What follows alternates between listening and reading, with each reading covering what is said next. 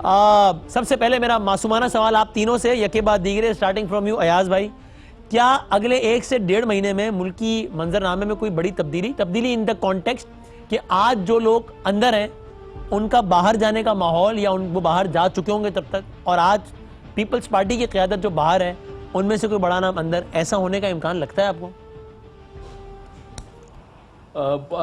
अंदर वाले तो बाहर जाना चाह रहे हैं और बहुत बाहर जाना चाह रहे हैं, यहाँ नहीं रहना चाह रहे, क्योंकि जब सर्विसेज हॉस्पिटल से उन्हें कहा गया कि आप PIC में चले जाएं तो उन्होंने कहा नहीं, मुझे जेल जाना पसंद है, क्योंकि ये बार बार आप मुझे ख्वार कर रहे हैं, ये मेरे लिए काबिल कबूल नहीं है।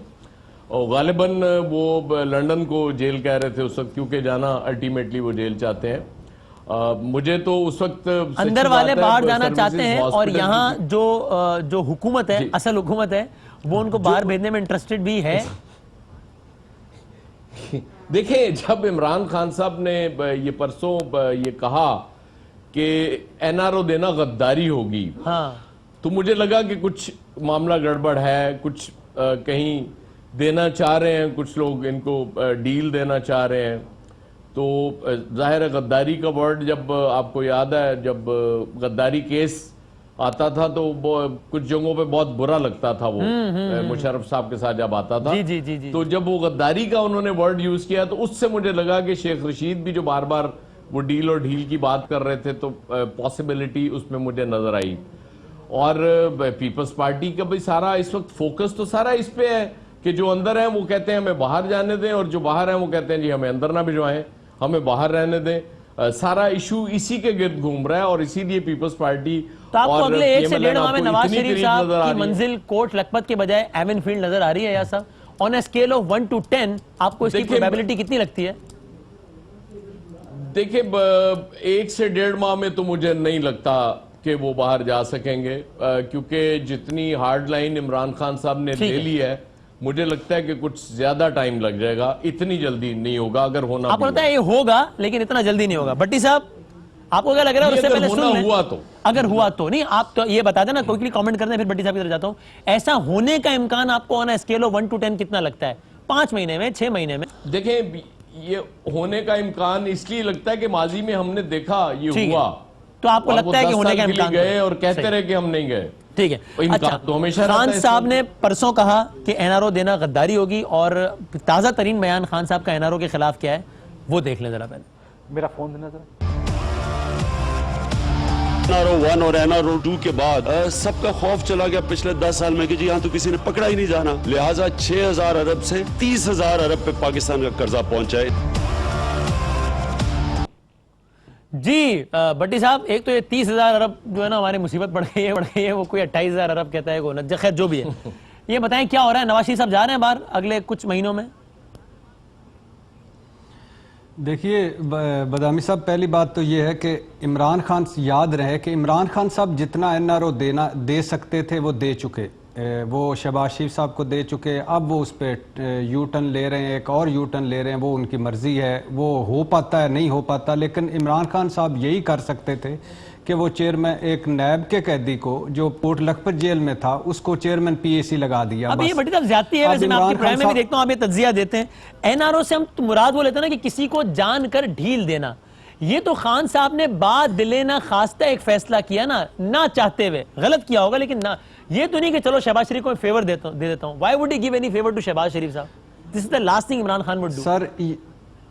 सर ये आप बजा फरमा रहे हैं। सर पहली मीटिंग में काशिफ भाई बैठे हुए हैं, पहली मीटिंग में जब ये जिक्र हुआ, खावर घुमर, रऊफ क्लासरा, इन सारों ने ये जिक्र किया, तो उससे लेकर और आज तक उनकी नज़र में शहबाज शरीफ साहब पंजाब के सबसे बड़े करप्ट हैं, चोर हैं, डाकू हैं। उनकी नज़र में शरीफ बरादरान वो जो हैं उन्होंने पूरा मुल्क लूटा है। उनकी नज़र में अगली नस्लों का ये खा गए हैं सारा कुछ। उनकी नज़र में इनको नहीं, फिर आप बात सुन ले दरमियान में, फिर आप आ जाते T20 खेलने लग जाते। जब उनकी नज़र में ये सारा है, ये जो उन्होंने हमें रटाया, उन्होंने हमें सुनाया, उन्होंने हमें सारा कुछ बताया, उसके बाद क्या किया उन्होंने जमहूरी बम्पर ऑफर दी और उनको PAC का चेयरमैन लगा दिया। PAC का चेयरमैन लगा दिया, और यानी जो पंजाब का सबसे बड़ा जो उनके ख्याल में डाकू था जिसने सारा कुछ किया, उसको पब्लिक अकाउंट्स कमेटी का चेयरमैन लगा के बिठा दिया। अब आप फिर नाराज होंगे, मैं आपको टोक रहा हूं, लेकिन मैं सिर्फ एक चीज को रिकॉर्ड पे ला रहा हूं। पंजाब के सबसे बड़े डाकू को उन्होंने पब्लिक अकाउंट्स कमेटी का चेयरमैन नहीं लगाया, पंजाब असेंबली का स्पीकर लगाया, क्योंकि वो तो उनके ख्याल में परवेज इलाही था। ये मुल्क का सबसे बड़ा डाकू है उनके ख्याल में, जिसको उन्होंने पब्लिक अकाउंट्स कमेटी का चेयरमैन लगाया। अल्हम्दुलिल्लाह नहीं अल्हम्दुलिल्लाह, ये तो ये एक अपोजिशन वाले इक्तदार और इक्तदार वाले दोनों में मैं बात कर रहा हूं। तो वो एक को चलो आप इस तरह कर लें, इस तरह करके और मेरा मजबूत कर दें कि एक को पंजाब असेंबली का स्पीकर लगा दिया, चलो वो सियासी मजबूरी थी, दूसरे को उन्होंने पीसी का चेयरमैन लगा। अब बात ये है इन्हें क्यों लगाया? इमरान खान साहब ये कर चुके हैं।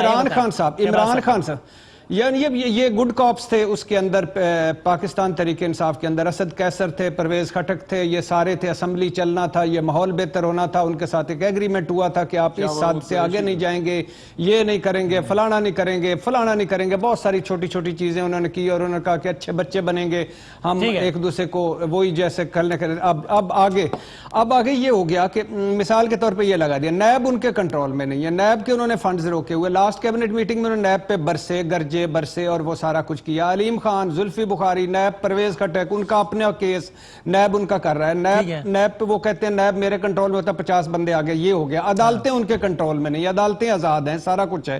अब फॉर एग्जांपल, अब मिसाल के तौर पर, लेकिन ये छोड़ दें, ये एक बहस छोड़ दें एनआरओ की ढील की, एनआरओ की जरूरत क्या रह गई है? मिसाल के तौर पे जितना ये सिस्टम करप्ट हो चुका है, जितने हमारे नजदीक करप्शन की वुकत, वैल्यू या अहमियत रह गई है, जितने चंद बड़ों के हवाले से हमारी ममता जागती है करप्शन पे, जितने कानूनी सुकम हैं और चोर दरवाजे पतली गलियां हैं, जिस तरह के केसेस नैब बना रहा है और जिस तरह के केसेस नैब के अदालतों में जो उनका हशर हो रहा है, कल शहबाज शरीफ साहब के केस का जो हशर हुआ, जो वो सारा हुआ कि फैसला अदालत का, लेकिन जो हाल हुआ उससे पहले जो इवन फील्ड का हुआ, उसके बाद नवाज शरीफ साहब एक जमानत के फासले पे हैं, उसके बाद अदालत से ही वो लेंगे ECL का, उसके बाद शहबाज शरीफ साहब और आज चीमा फवाद, हसन फवाद कितने अरसे से अंदर हैं, कितने रेफरेंसेस उनके खिलाफ दायर हो गए हैं। तो क्या यानी हम किस को यानी रोकेंगे, क्या रोकेंगे? अदालतों को तो सबूत चाहिए, अदालतों को तो प्रूफ चाहिए। अगर अदालतों से इनकी जमानतें हो जाती तो एनआरओ की जरूरत क्या पड़ेगी?